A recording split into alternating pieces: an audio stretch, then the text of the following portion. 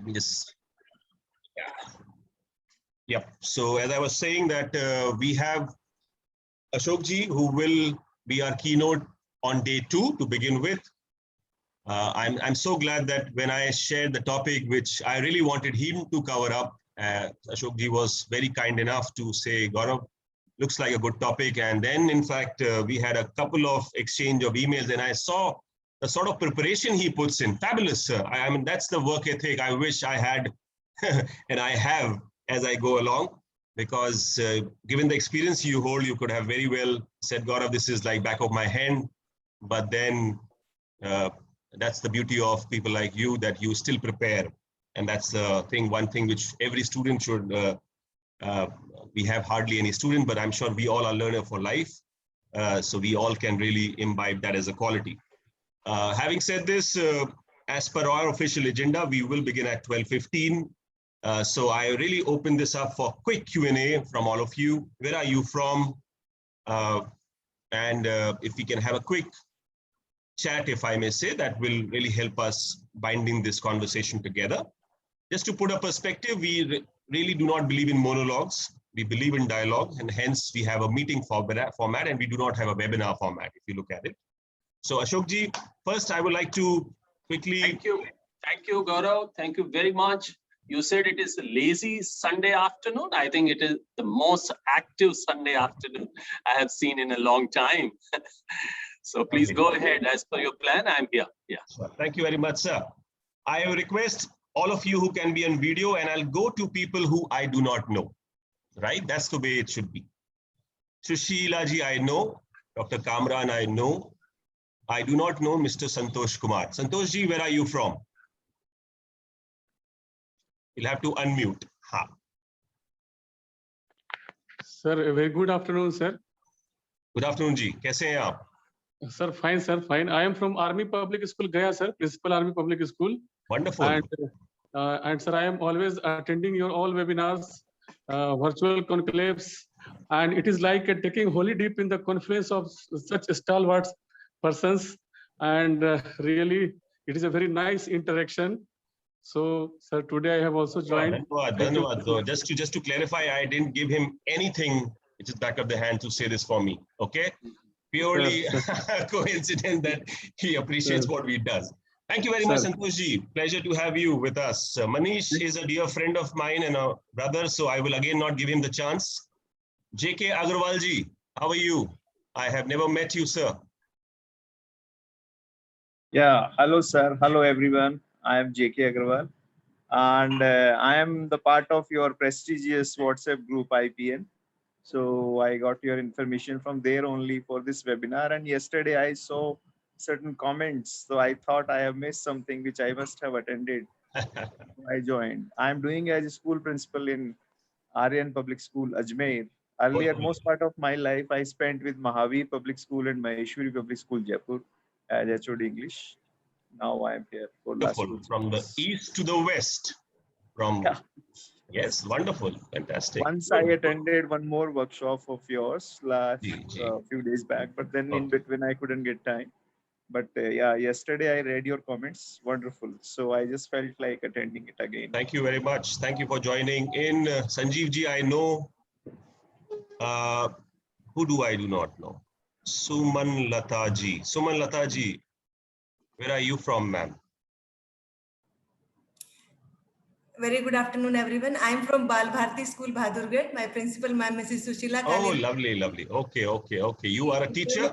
Opportunity. I am a teacher come administrator also. This session I have been given.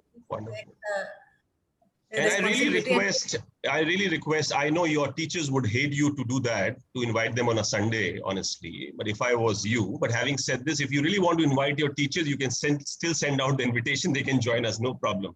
But if I was a teacher, I would damn not come for that matter, right? So having said this, when we're getting good opportunity, we should get that because we are free now. Otherwise, in school, we are having responsibilities. We are having classes because from tomorrow, school will begin online classes. So that is why I'm glad to join this. Fantastic. Good to have you. I know Sonia, but I'll still give it to her. How are you? Good to see you. for the first time, I believe, on IPN. I'm not really sure if that's the right statement to make. I've been in one other session, I believe, but then you were too busy at Oh. the session had already started. So Oh. we didn't have this chance of introduction or to share pleasantries. But why make a difference with me since you already know Oh, me? yes, absolutely. No, but I wanted you to also make your introduction to all, in fact, so that people know you. Okay, Yeah. so I'm Miss Sonia Gidla, the principal of Douglas Memorial Higher Secondary School, Barrackpore. So I'm from Kolkata, and like you mentioned, that we are learners for life, and there's this hidden child in all of us. So I'm hopeful, and it's a good day, and it's pouring down here. So the weather is really nice and fine. I'm looking forward to a really nice interactive session. Wonderful, wonderful. That's what I wanted. So we're traversing the entire country with all our leaders. So we've been to Calcutta now. Where else do we go? KG Girisanji, where are you from, sir? Hello, good afternoon, everybody. I am from Kerala. Wonderful. See, that's what I wanted. I could see that we have to go to south of India. Yeah, actually, I'm running only a small school. I started it in 38 years back. Oh, lovely, In fact, sir. I was an engineer in the electricity board. My wife was running the school. Okay. We have about 500 students, only up to 7th standard. Okay. It's an unaided government recognized school. Wonderful. But we are doing all facility for the children to develop in all the respect. And Wonderful. I'm very thankful to you for allowing me to be a member of this group. Not at all, sir. Not at all. Pleasure is all ours. How is the weather in Kerala? Talk about that. That's more important. Today it is not raining, but it was raining last month. It was raining heavily. Okay. It's better. Nice to talk to you, sir. Likewise. Thank you very much, sir. Thanks. Ashok, sir, 4 more minutes and then we'll give it to you, sir. That's okay. Sure. I'm enjoying. Wonderful. Thank you, sir. Dolly Chandhok. Good afternoon, everyone. Good afternoon. I'm a teacher working at Jodhamal Public School, Jammu.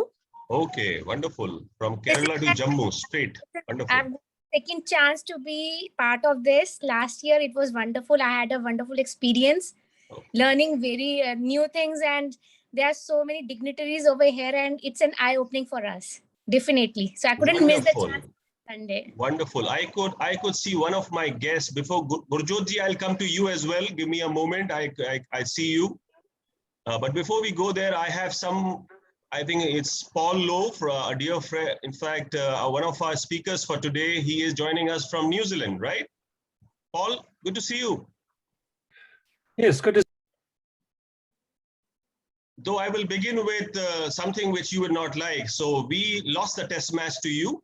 New Zealand, right? For which I hate New Zealand to begin with. But having said this, you are my guest. I welcome you on behalf of the entire IPN family. How are you? Yeah, thank you very much. Both teams did themselves proud on the final day. Finals, it was amazing stuff. And I would like to send all of my heartfelt wishes to all of you with families affected by COVID. We watched the situation with a lot of Indian people in New Zealand, and we have a saying in Maori in New Zealand, which is kia kaha, which means be strong. Be strong. All the best to all of you who are affected by COVID. Okay. Correct me if I am, in fact, John will help me with that. Robert will help me with that introduction. Robert, Mr. Paul was associated with the incumbent Prime Minister of New Zealand. In fact, yes, that's right. Yeah, is that what the right? Yeah, he was the teacher of her, and what's more, I'm just putting together. Paul sent me a stack of resources. I'm just putting it together so we can send all of the participants a video with Jacinda Ardern talking about how he changed her life. Correct. That is a fabulous, yes. The current Prime Minister of New Zealand, in fact, was the student of our guest, Dr. Paul. Wonderful. Good. And can I just say, there's a direct link. She makes a direct link to how her education, the approach to her education and her success in being a successful Prime Minister. Yeah. Very good. Looking forward to your contribution, sir, today's conversation. Okay, so we are just Yeah, just 1 minute away. Thank you, everybody. I'll begin with formal introduction of Dr. Ashok Pandey. Dr. Ashok Pandey, sir, is at present the director of the Elcon Group of Schools in New Delhi. For everyone who is joining us from India, possibly he needs no introduction at all. He's a stalwart of our fraternity back here in India, which is a school education fraternity. And what I understand is he was born and brought up in Gorakhpur in Uttar Pradesh. But now he resides in New Delhi, and that's where his Karm Bhumi as of now is. And having said this, I have been his huge fan of the work, the way he has been not just building his institution, but I believe he's been collaborating with educators across the country and passing on whatever he has built over 3 decades of his work history to the educators across the country without even, I would say, questioning as to what is the purpose of that thing. So having said this, I welcome Ashok Pandey ji at IPN Voyage 2.0 Day 2 as our keynote. I hand it over to Ashok ji, and before I go there, Gurjot ji, I'll come back to you, sir, during the break. Okay, thank you. Ashok ji. Thank you, Gaurav. Just say yes if my audio is fine. Perfect, sir. Perfect. And you can't do much about my video, so I leave it at what it is. So thank you once again, Gaurav, for inviting me. You have been very kind, and I really appreciate your work. I'm delighted to meet the entire international community here, I must say, particularly introducing myself to the guests from New Zealand, particularly reference to the very young and bright Honorable Prime Minister of New Zealand, who made a mark for herself right in the beginning of this pandemic.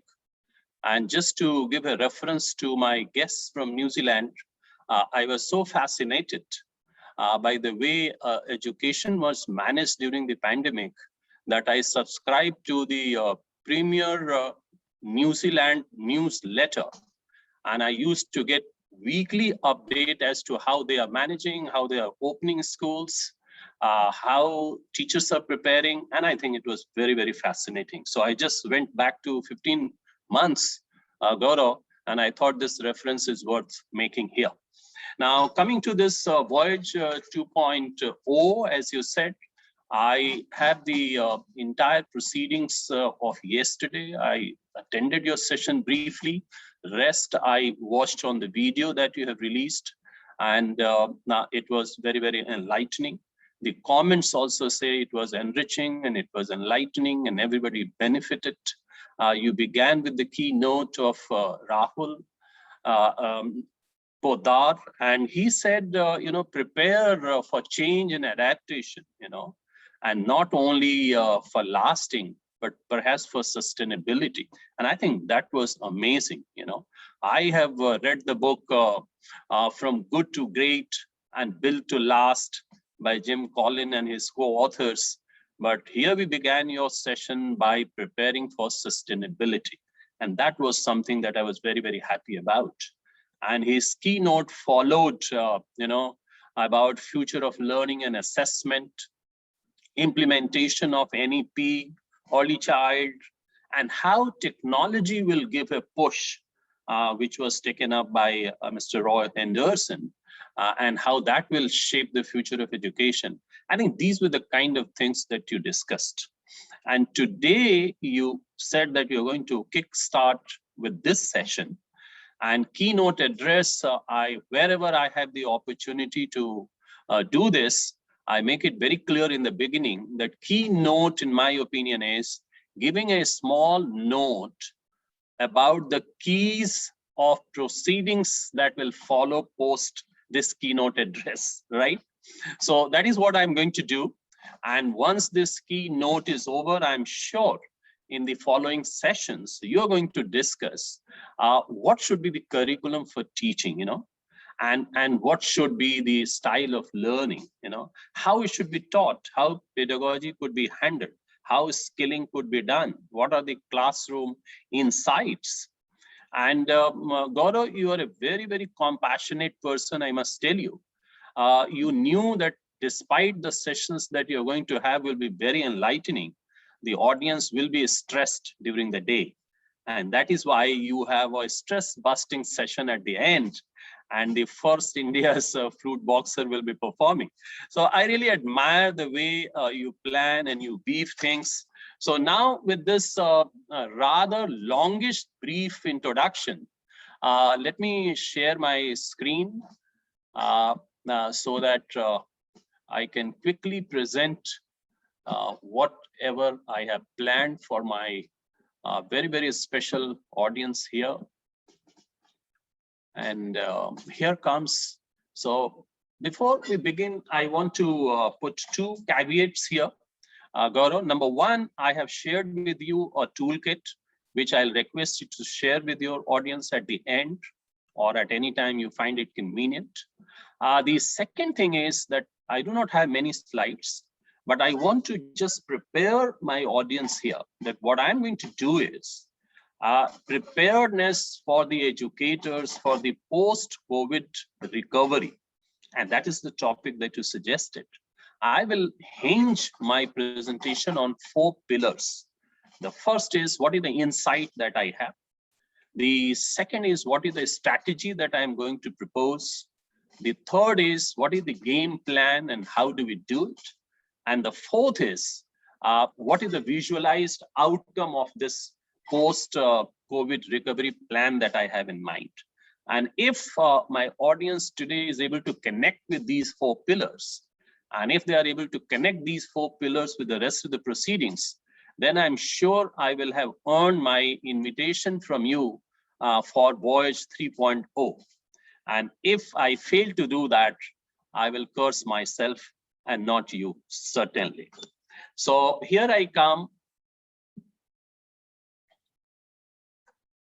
And so let me build a context why we are discussing it, because you know what has happened 15 months ago, the lockdown and the pandemic and the learning losses, discontinuity of education, and therefore the accelerated pace at which the entire world was working to achieve quality education and lifelong learning for everybody, that was put to a danger. And the health risks, the well-being risks, the livelihood risks, you know, all of them further revealed the fault lines of social inequalities. So I think that is one context that we should not forget. So this has resulted into 3 things for the educators. So the first thing, of course, is that the well-being, the livelihood, democracy, technology, you know, they all have become the logic for our deliberations to reconstruct ourselves.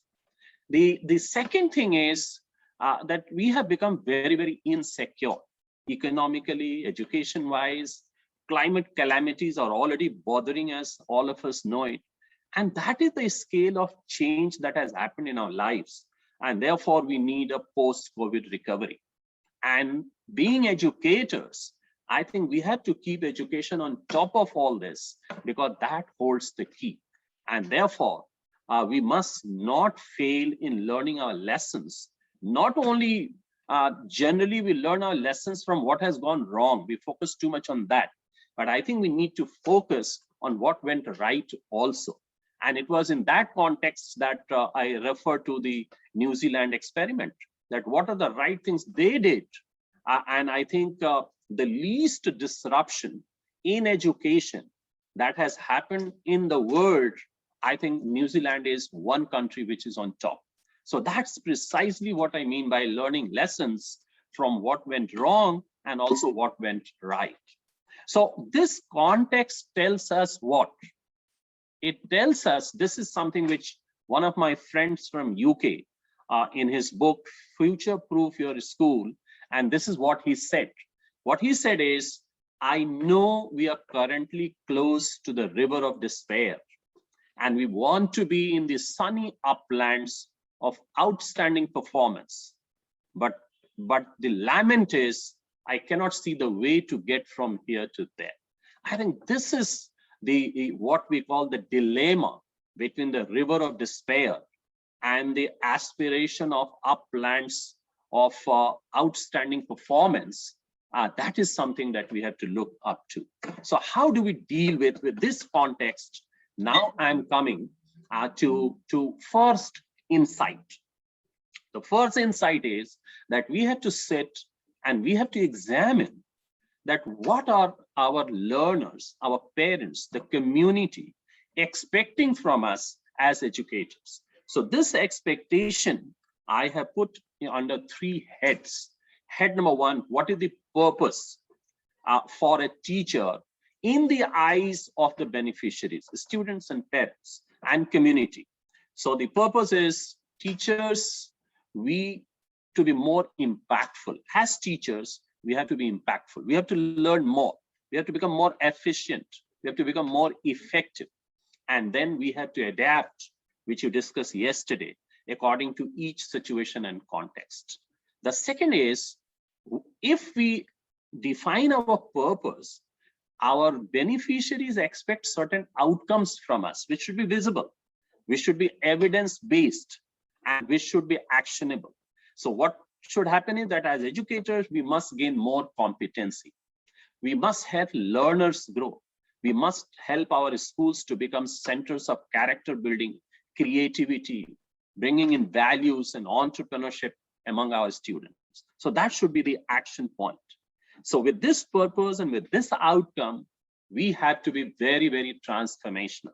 So we have to first transform ourselves, transform the students, and help them transform their communities when they grow old.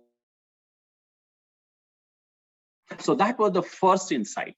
The second insight is that we have to prepare our children for future, and that goes without saying. And therefore, what is the insight we have about the future skills? A lot of studies are coming, and I want to give a small explanation here. 100 years ago, if we learned certain skills and its net worth lasted, let us say, for 50 years, okay? But what is happening today is that whatever skills we have, the net worth is not going to last for more than 5 years, or at least in 5 years, the net worth of the skills will reduce to half. And that is why we use a term from science that the skills have a 5 years of half-life, which means their net value, worth, application will reduce to half. And Mckensey Global Institute has done this study, and they have studied these 5 skill sets: physical and manual skills, lower cognitive skills, higher cognitive skills, SEL, and technological skills. And if you see this graph, the lower cognitive skills and physical skills, the net worth is coming down, and the higher cognitive skills, SEL and technological skills worth is going up, which means the future workforce needs to embrace these 3 skills: higher cognitive skills, socio-emotional skills, and technological skills. So this is the second insight. The digital competencies will become very, very important. People say it, but I think we have to make it part of our own learning as educators and part of our curriculum. But what we have to understand here is that the digital competencies have got 3 aspects. One is the basic digital skill with every citizen of the world has to know, because our societies are massively digitalized. And if we are not capable of navigating our lives in the digital world, I think our efficiencies, our productivity, our ability to leverage the environment will become reduced.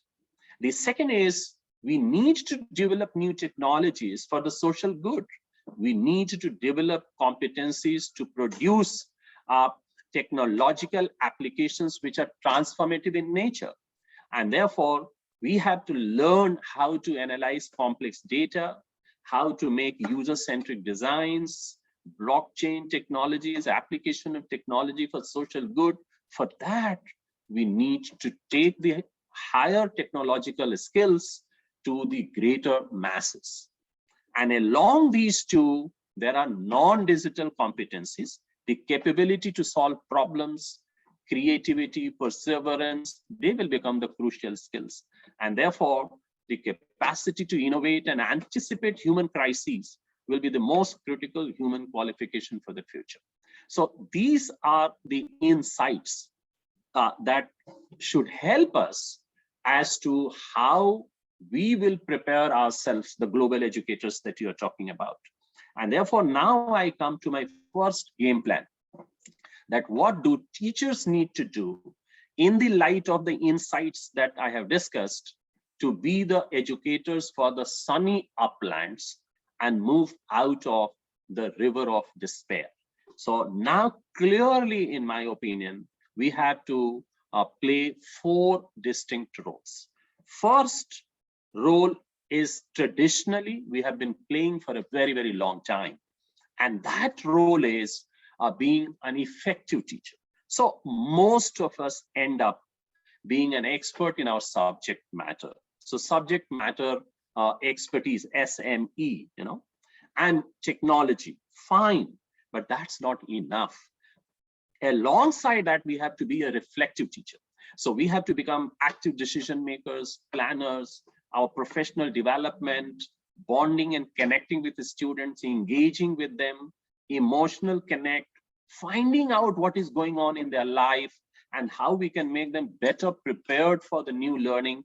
That is a reflective teacher.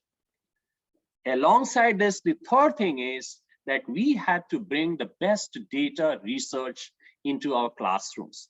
The humongous source of knowledge that is available. I think as teachers, we have to find means and ways as to how to leverage that.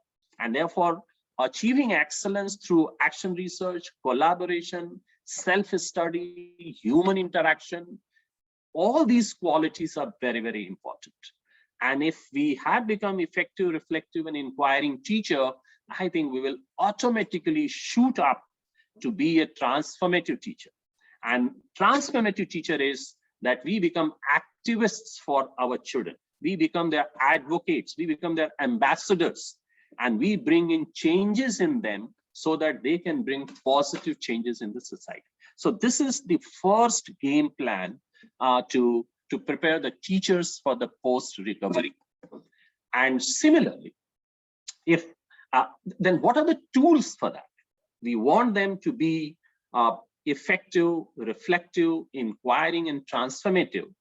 But for that, I think we have to sit down and make some changes in our mindsets, in our thought processes, in the way we think about our roles. The first thing is that we have to be learners. In the beginning, in the introduction, I think one of the participants said that we are lifelong learners. So to be a lifelong learner, the first condition is that we have to sit down and think every day that we are zero and begin from there. So I must reduce myself to zero. This is something what Mahatma Gandhi said. If we have to bring in new learning in our lives, so bring myself to zero. And for that, we have to be curious. You have to bring in humility.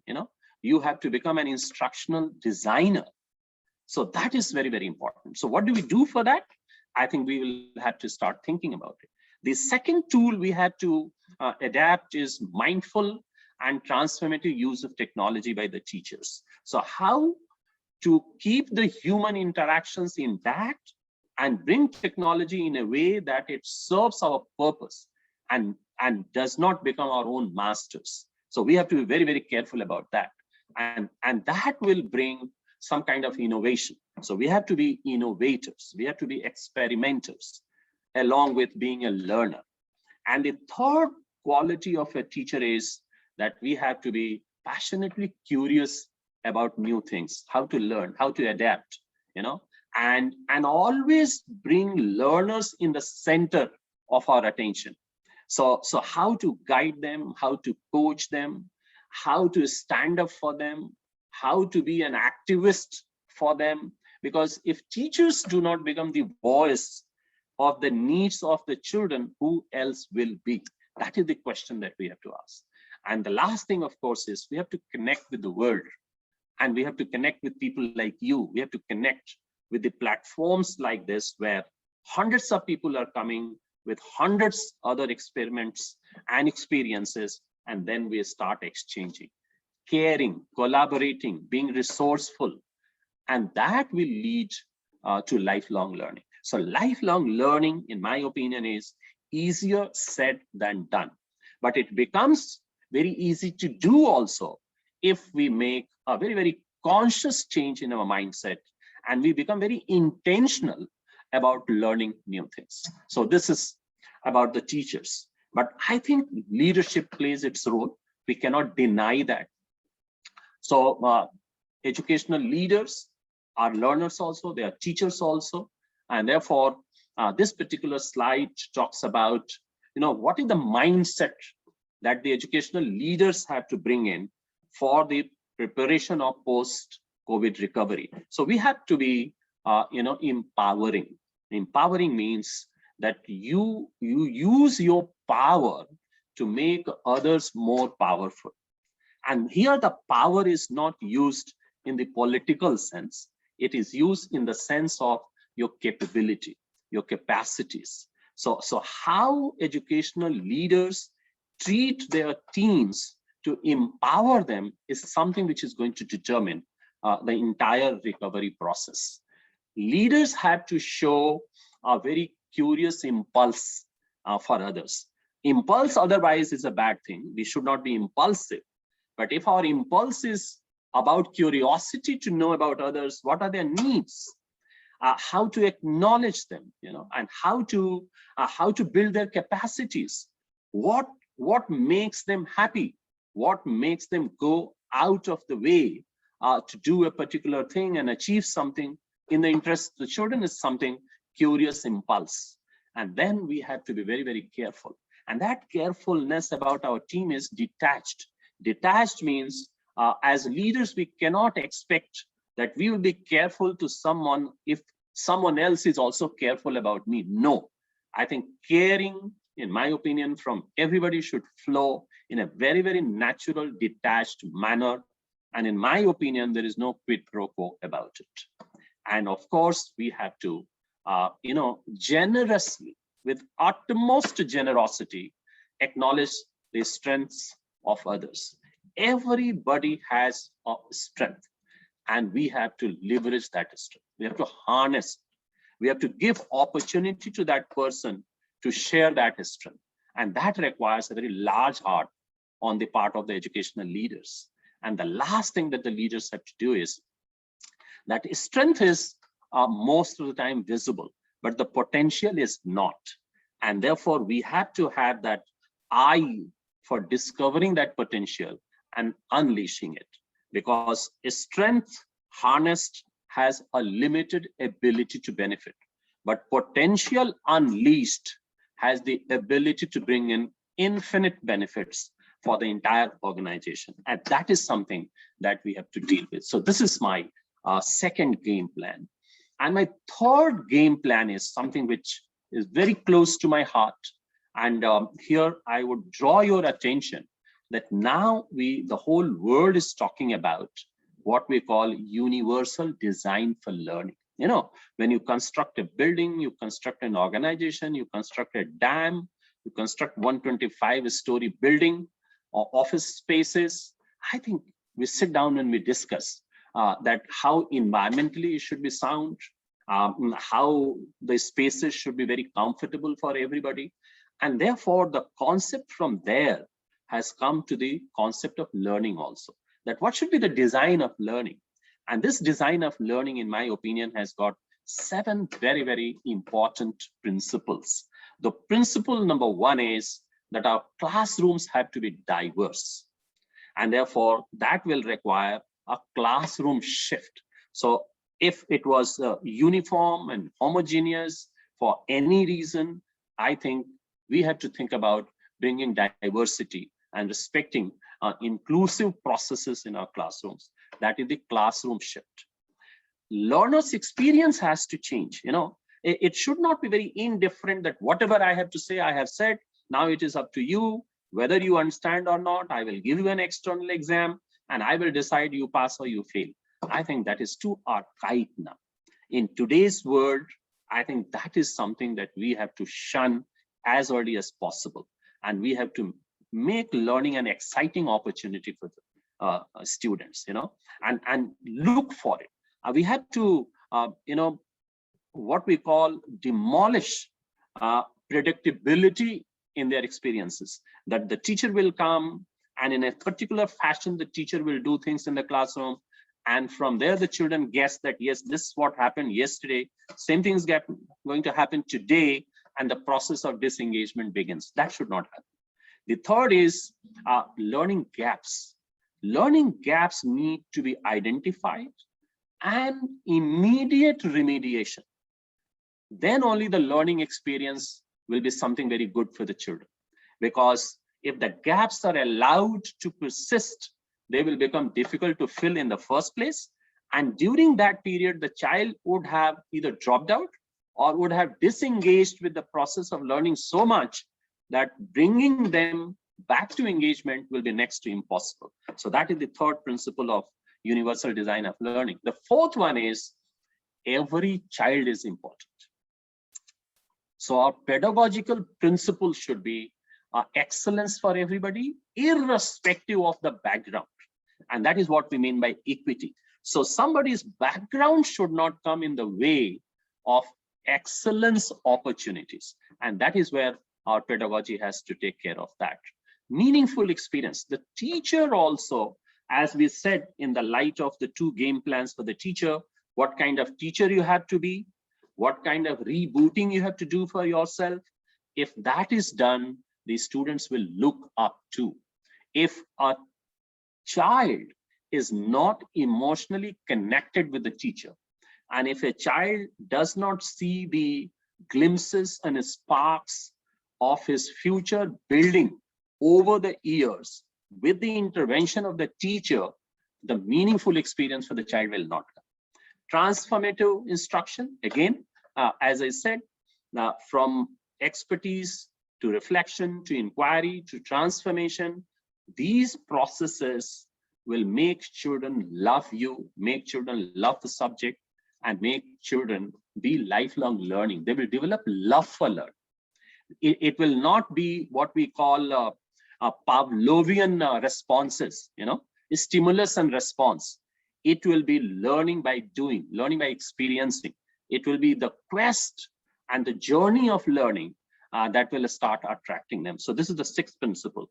And the 7th principle, of course, is very important, both for in-person teaching and even at the online teaching.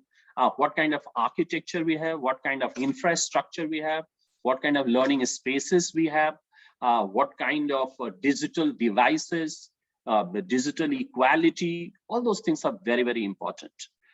Particularly in the online teaching, with all the effectiveness that teachers have brought in, I think that has not benefited 100% for the simple reason that the vast majority of students do not have access to technology. So that is where the 7th principle comes in. So this universal design of learning is the 3rd game plan that we have to put in place. And therefore, I think when you say that pre-COVID and post-COVID and during the COVID, I think we have to shift our gear. And this gear shift will be based on 3 gears, as we call it. The first one is culture shift. So culturally, what we have been thinking about education and learning and learners, I think for each learner, the North Star or something to look up to should not be from 1 year to 2nd year to 3rd year. It has to be lifelong learning. Also in the light of the requirements of the future skills. And therefore, our focus should be proactively and meaningfully engaging those children who are marginalized, those who do not have the necessary backup at home, and we have to dismantle the barriers to their learning. And that is what the role of educator and educator leaders are. So that is the culture shift. Then the pedagogy shift. The pedagogy shift, as we discussed in the universal design of learning, the focus should be on academic knowledge, transferable skills, lifelong learning, and taking all the elements of UDL. And as we said, timely and differentiated intervention is very, very important. But assessment is also very important. Today, you're going to discuss, one whole session is devoted to what kind of assessments we have. So assessment, not of learning, but assessment for learning and assessment as learning progresses. So what kind of flexibility we can bring in, what kind of student specific assessment plans we can design so that teachers are assessed as per their needs and capabilities and styles, and yet we are able to find out how the learning has progressed according to the pathways of each child is something very important. So that is the second gear shift. And the third gear shift is, of course, as educators, we have to be, as I said earlier, that we have to be their advocates, we have to be their ambassadors. So as an advocate and ambassador, how can we work for them if we do not clearly define what expectations we have from them? What are their future career pathways? How consistent and explicit we are in communicating to them, in compassionately communicating to them? And are we able to create a competency pathway for them, which is personalized, which is student specific, and it is not generic. It is not one size fit all. So culture shift, pedagogy shift, and structure shift. These are the three shifts which are the gear shifts post-COVID recovery for all educators. And now I come to the last slide. And if you have not appreciated all that I have said, I think this is the slide, in my opinion, is my visualized outcome of a post-COVID recovery plan. And that is something which is I'm very, very passionate about. And therefore, once again, I'm drawing your attention for the next 2 to 3 minutes that what does it actually mean? I will explain to you in 2 or 3 minutes that we want a rebooted educational ecosystem so that the effects of COVID are neutralized, our children become emotionally and socially integrated, and they become future ready. I think that's our plan. So for that, what do we need? We need to identify those future skills, which I have already mentioned. So future skills for what? For economic and employment opportunities, for health and well-being, for peace and prosperity in the society, and to make them global citizens so that they are able to holistically view at the problems of the world, and collaboratively they become the problem solvers. So that is the future skills. If that is the outcome that we are visualizing today, then what kind of infrastructure we require? So we have to build that infrastructure which is enabling, and for that resources and budget allocation, digital equality, which is very, very important, and I'm repeatedly saying it, and that infrastructure should be in place. If it is individual responsibility, society's responsibility, government's responsibility, whatever, if we are not able to bring in, we will not be able to achieve a rebooted education ecosystem. Once infrastructure is ready, I think we have to revisit our policy also. So is our policy sound in nature? Is it learner-centric? Is it going to sustain our education system for a very, very long time? Does it take care of the environment? Does it take care of social justice? Does it take care of the basic minimum needs of every human being? So is policy framework is there in place or not? That is something very, very important in my opinion. And if these things are done, it will come to our level, the institutional level. And therefore we become very, very important here, that can we set up our institutions, which are centers of excellence, character building, human capital formation, global citizenship, nation building, contribution to economy, contribution to climate changing impacts and its remediation. I think educational institutions can really contribute a great deal, in my opinion. And of course, that can only be done if we develop on our institutions a culture. I said culture of pedagogy, structure, equity, values, opportunities for all. I think if this culture, institution, policy, infrastructure to attain those future skills are put in place, I'm sure we will be in a position to bring an ecosystem that will be sustainable, that will be futuristic, and that will ensure that we are able to mitigate the risks that are arising out of this COVID and pandemic, as we call it. So with this, I think I end my case here, but let me share with you and repeat it a kind of thing, that the insight, the strategy, game plan, and in the last slide that I showed you, the visualized outcome. So thank you very much for listening to me. I wish you all the best. If there are any questions and we have time, Gaurav, you can invite, and I'll probably try my best. Absolutely. That's the idea. In fact, firstly, I think the best way to say the entire presentation was absolutely comprehensive, Dr. Ashok, well detailed out, if I may say, and very, very lucidly explained to all. And I'm sure everyone will agree to that.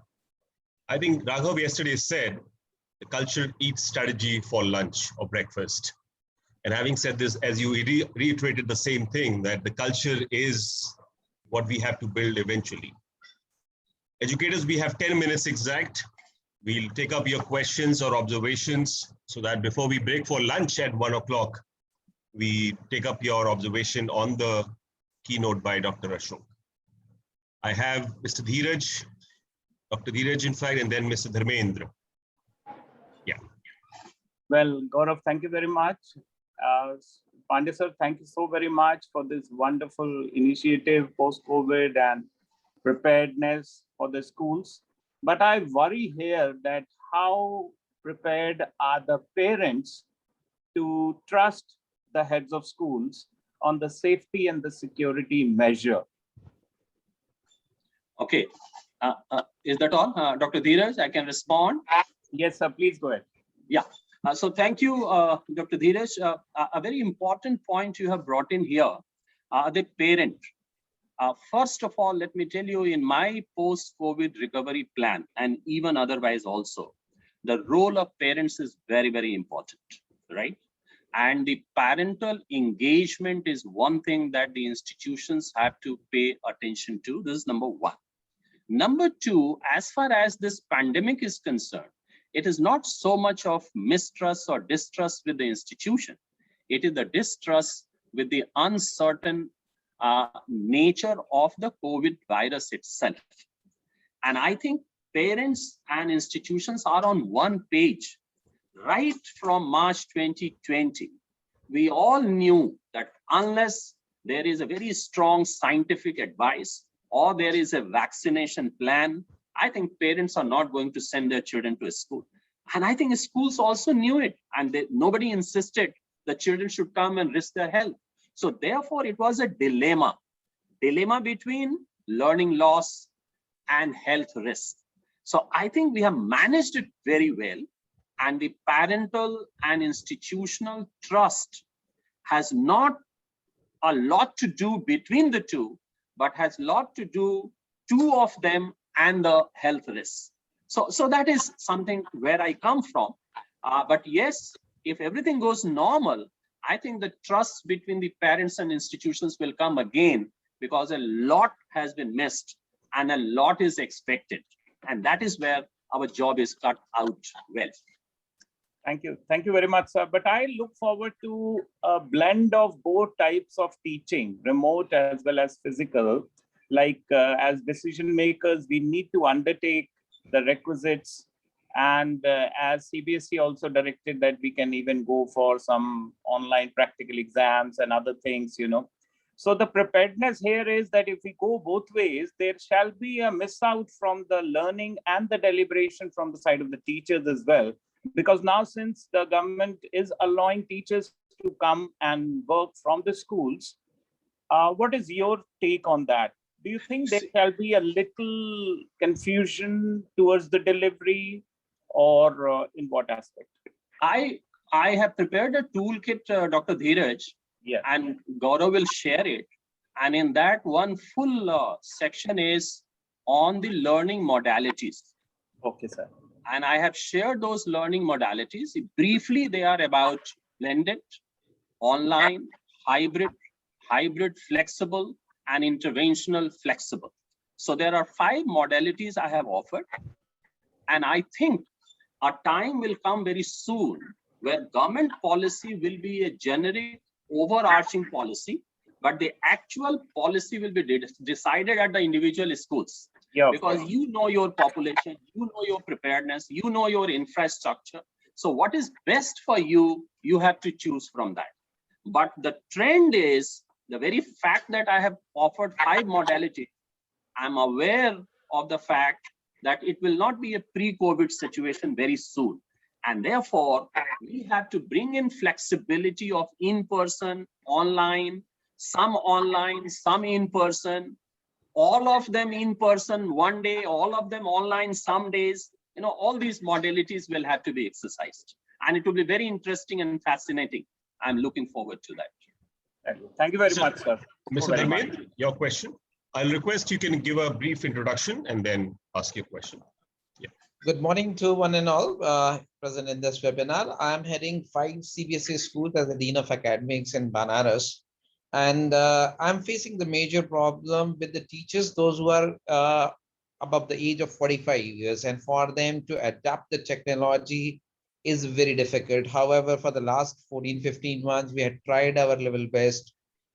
Still, they have sometimes feeling insecure. And despite that, we try our level best. Many of them have left and they have gone to the school which are of a lower strata where, you know, they don't need not to adapt the technology. So what is your opinion that although you are just talking about the infrastructure, we are trying our level best, but still the person who has to cater those all the things is somewhere is incompetent to do those all the things. So your suggestions, please, on this. Yeah, thank you, sir. Thank you, Dharmendra ji. So I am convinced that you are in a leadership position, and therefore I'll request you to revisit the leadership reboot slide that I mentioned. And the first thing it says is that we have to be compassionate with our people. And we have to be patient with our people. And this is a new situation. Who expected in the last 100 years of history of CBSE that board exams will be cancelled? I think we have all embraced it. We have accepted it. So I think all those teachers, I would personally not categorize that teachers above 45 have shown reluctance or hesitancy. I think we have to invest more in them. And we have, as I said, what is their strength and what is their potential? So strength and potential analysis, and then investing in them and getting the best out of them will be that. Let me give you one example. All of us say that our children are digital natives and they are, oh, marvelous. Can I tell you one thing, that the same children who are digital natives and extraordinary in digital equipments, when they had to upload their assignments on an application like Wakelet or Padlet or something like that, they are struggling. They just don't know. You know, so the question is, with patience, with perseverance, and with utmost confidence, we have to do it. Because ultimately, it is a difficult time. And let us say that all the teachers, I think we also are running institution, and we also have teachers who are above 45, above 50 and things like that. I think all of them have learned a lot from what they were. So I'm very confident, sir. I'm not undermining your concern, but I can only say with my experience that it is doable, it is possible, and we have to be compassionate about it. Thank you. Thank you very much. Thank you, sir. Mr. AP Sharma. Yes, sir. Good afternoon, Pandeyji. Good afternoon. Good afternoon, AP. How are you? Fine, AP is joining from Qatar for the benefit of audience, I'm telling you. He is in Doha right now. So I'm Principal Birla Public School, Doha, and for last 22 years in a principal role. Before that, I was in Delhi, was leading a school for 10 years. So Pandeyji, my question, it was really amazing, description and very interesting thing. My question is that next year, NEP will be rolled out. And then Yes. there will be so many learning gaps which has already emerged at right from foundation level to all levels. So how the leadership in education is giving some kind of guidance to deal with that, because they are the children who have not seen the school for last 1 or 2 years. There are many of them, particularly at the kindergarten level. Yeah, so a very good question. And that is a problem that we are all going to face. But I think this problem has to be analyzed and staggered. So at the kindergarten level, the primary level, the middle level, and the senior level. And I think our responses will have to be different at all these levels. I'm not too much worried about the kindergarten level and primary level, because the entire curriculum and pedagogy which I mentioned, I think we also have to bring in 3 or 4 very important things there. Number one important thing is, of course, the subject matter. I agree to that. Content, as we call it. The second is socio-emotional learning. The third is higher cognitive skills, the digital skills, and the last is student leadership skills. That is something very, very important. So these 5 things, and we have to make our rubric for primary school, for middle school, and for senior school. Of course, the content knowledge will increase at the senior level. And at these levels, we should focus on SEL, higher cognitive skills, and student leadership, sharing, caring, being responsible. So those things. So I think gaps in these should not be allowed to happen, because this will have a cumulative effect later. But wherever a content gap is there, and particularly addressing to this query, I think organizations will have to do something what we call bridge courses. So we do something called diagnostic testing. Let us say a child is coming from class 6 to class 7. And we already know what are the learning outcomes which are predefined for class 6. So let us give a diagnostic test to class 6 students who are coming to class 7. And what are the gaps in the learning outcomes? And can we remediate those gaps before they go to class 7? Now, the question is, they're already in class 7. So I'm sure class 7 syllabus will have to be a little slow, and a little extra effort, little extra investment in time, and those learning gaps should be bridged before it is too long. And this process has to continue year after year.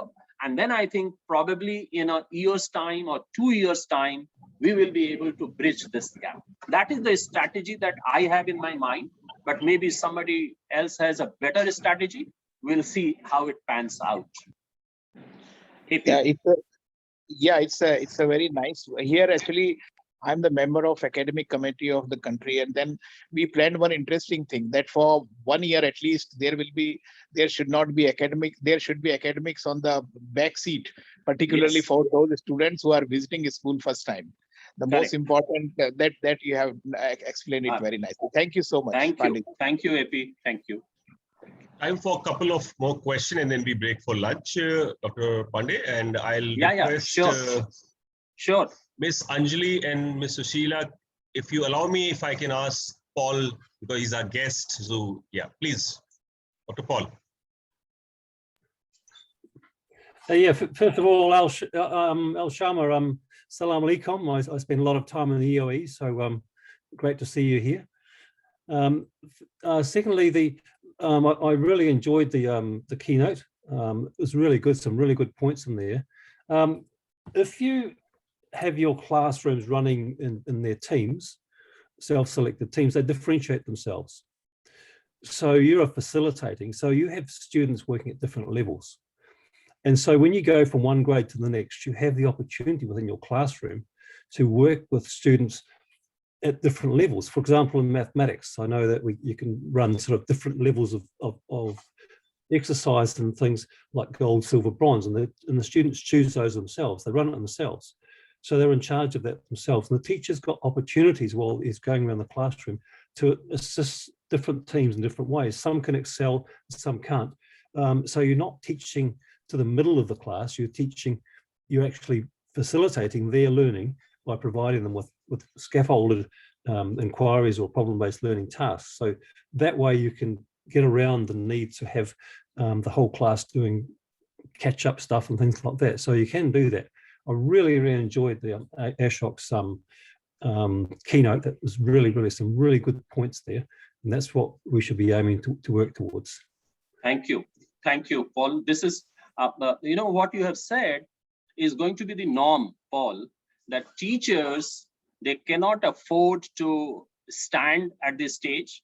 They have to be table hopping facilitators, So you hop from one place to another, go and be part of the groups that you have made, make some peer-to-peer learning also facilitate, because in differentiated responses, we have seen, Paul, peer interaction and peer feedback, that helps the developmental process much more than a teacher's singular effort for all the children. So what you're saying, it makes a lot of sense to me, and I really appreciate it. Yeah, it's very, very powerful. Thank you. Anjali, your question, and then Sushikala and Anand as well, and then we'll break for lunch. Please go ahead. Anjali, quickly. Yeah. Good afternoon, everyone. I'm Anjali Minhas from Little Angels, Gwalior, under the umbrella of Little Angels High School. So first of all, I would like to just, it's more of an observation that this presentation has led to really brainstorming, but shouldn't it be done on the government level also? Like government has made it mandatory to have a certain teacher training. The teacher should be trained in B.Ed or other things. So shouldn't these be also incorporated in our education system, like educating the teachers also, so that from the beginning, from right when the teacher is enrolled in the school, the teacher has in her or him the things required for a paradigm shift. So if Mr. Ashok could deliberate on that, it was more of an observation. Thank you so much. Thank you, Anjali ma'am. I think, this topic of teacher development and professional development of teachers is something which is very close to my heart. If I understand clearly, what you're saying is that when teachers come, probably they come with a mindset which is not aligned with what we require in our institutions, right? And that is what the problem is. So I fully acknowledge it. And Gaurav, I don't know how much time you have, but let me try as briefly as I can. But Anjali ma'am, from here on, I'm only speaking from my experience. Please do not take it as an advice or a pontification. I think the day teachers have joined our schools, I think it is the responsibility of the leader and the organization to onboard them. So this onboarding process is very, very important. And in that onboarding process, most of us are not able to afford it for whatever reasons. I think a new teacher should be given the least working load of classroom and things like that. But the rest of the things should be for investing in that teacher to understand the whole process. Cultural alignment, the value system, responsibility, and that teacher invests in herself. I have advocated that a new teacher, if you give her 4 periods per day, 2 periods she should teach and 2 periods she should observe. And even those 2 periods when she is teaching, some senior person should sit with her. I mean, that is the process. But due to our own constraints and all that, we short circuit the whole thing. But the point and observation that you have, I think I have great appreciation and respect for what you're saying. Because if we do not make these teachers first 6 months and 1 year something profound for them, how will they think of their future for 20 years? And therefore, I have a very nice slogan for that. And I want to share it with all of you, that it is the responsibility of the educators and leaders to make young teachers first day and convert it into first rate teachers. So from first day to first rate teachers, I think it is the responsibility of the elders. Good question, Ms. Anjali. Sushila, Ms. Sushila. Yeah, you'll have to unmute. Yeah. Good afternoon, Mr. Pandey, and all Yes, the ma'am. dignitaries in the webinar. This Thank is not a question as such, it's just an observation that I would like to share. The sir has highlighted, we heard that same yesterday also, learning gaps and immediate remediation, which is very important. And I thank you, sir, for bringing this out again in the webinar.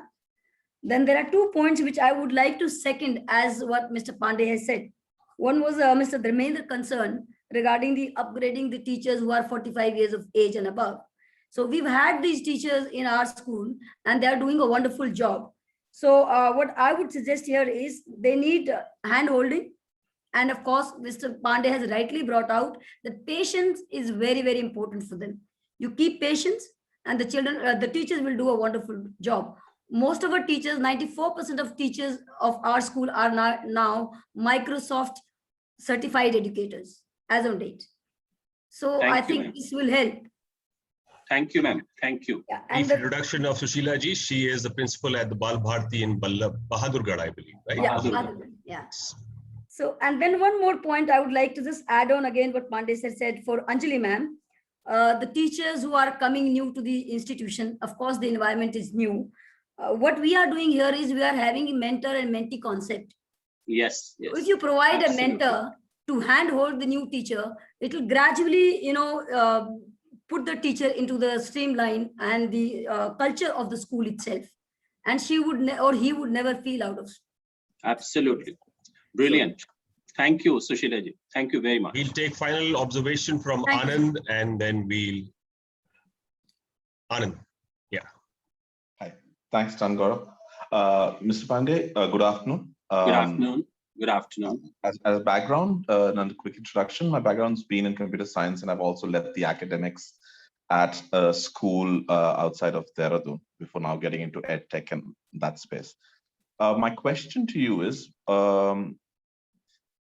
NEP sort of came in at a time where most people are not anticipating the pandemic. And in my reading of the NEP, I haven't seen sort of an accommodation of these kind of fourth quadrant problems, right? Where something so drastic happens, where we need to revisit a whole bunch of things. So NEP has kind of assumed that nothing will change in the world and we'll just change education alone, right? Now with what has happened, would you say the NEP can be implemented as is, or would you say that there needs to be a whole rethink of the NEP? Yes, thank you very much. Let me say that I agree with you and I don't agree with you. It is very strange how both things are possible at the same time. So I will explain it to you, Mr. Anand. First of all, the NEP is a policy, and a policy is followed by a program of action. So the flagging of that concern that you have is with the implementation, not with the policy per se, because policy has already said all the good things that any policy can say. So they have already mentioned that we have to digitalize and we have to make equity, we have to bring in excellence, teacher education and peer tutoring and holistic assessment. What have they not said which should be said in an excellent policy? So that is why I said that that is where the disagreement is. Now the question is, it is not the implementation of the policy per se. It is the implementation of the vision for this country. And vision for this country is what? Vision is that every child should get quality education. Every child should have the opportunity to succeed. Then we also have international obligations. We cannot remain a backward developing country for a very, very long time. And therefore, how the society as a whole emerges and moves forward, how happy we become, how peaceful we become, how respected we become in the Committee of Nations, I think those are the things will also come alongside. And that is why it is not only the school education, it is the tertiary education, it is the lifelong learning, it is skilling and upskilling, it is the whole ecosystem which has to work in tandem, and then only we can have a vision for the country as a whole. So therefore, my limited response to your question is, sir, that NEP is fine, but I think we have to put infrastructure in place. I mean, and the teacher is one of the greatest infrastructures. So how to improve the quality of teachers, how to improve the quality of teacher training institutions, how to make teaching an attractive career for the youngsters. I mean, don't you and I know it for sure that every parent in this country wants best teachers in schools, and no parent in this country wants their children to become teachers. So I think this huge gap we have to bridge somewhere, and then only this NEP will see the light of the day. So I think I have tried my best, but I really appreciate what you have said. Okay. Thank you everyone. Anjali, you want to say something more? I think we took your question. Yeah. I just wanted to add that I was talking about when the teachers are doing the courses. At that time, few things should be integrated into the courses when they are completing their education. So I was mentioning about that. Okay, of course, okay, we okay, do good. work on the upgrading of teachers when they enter the institutions, but at the level of the education courses, the work has to be undertaken. I fully agree with you, ma'am, and that is, I think I have briefly alluded to it in the response to Mr. Anand's question. And just for your information, now integrated 4 years courses are being introduced. So at the end of class 12, only those children who want to pursue teaching as a career, they will have an opportunity to do BA, B.Ed, BSc B.Ed, and BCom B.Ed for 4 years integrated course. And that course is under construction, and I'm sure the points that you are raising will be integrated in that. And I have a very, very optimistic view that these children at the end of the 4 year and the first batch they come, they will be the real committed, dedicated future teachers of this country. Thank you, ma'am. Thank you. Thank you once again, Pandit sir. Thank you very much. Gaurav, thank you very much. I'm very happy that after my session, you have lunch break. And my request is that those who like what I said, they can chew it along with their lunch. And those who did not like it can discard it as a bad starter. No, I'm sure it was Thank you very much. Not just a great starter, but to be really honest with you, I was wanted to say to everyone that what all Dr. Pandey said, he has compiled it in a format, and in fact, he's created a document which we will be emailing to all of you who have joined us. So be rest assured that will come to you latest by tomorrow. Now, having said this, I will quickly say a thank you to Ashok sir for fabulous opening to the second day of ours. Absolutely brilliant, sir. No two ways about it. And we'll break for half an hour lunch, which is from 1:15. It is only 1:17. We'll join back at 1:45 to take forward the proceedings. Thank you very much, everybody. Hope to see you soon. Thank you, everybody. Thanks to all the participants, and particularly my guests from New Zealand. Thank you, Gaurav. Thank you very much. Take care, sir. Take care. Thank you.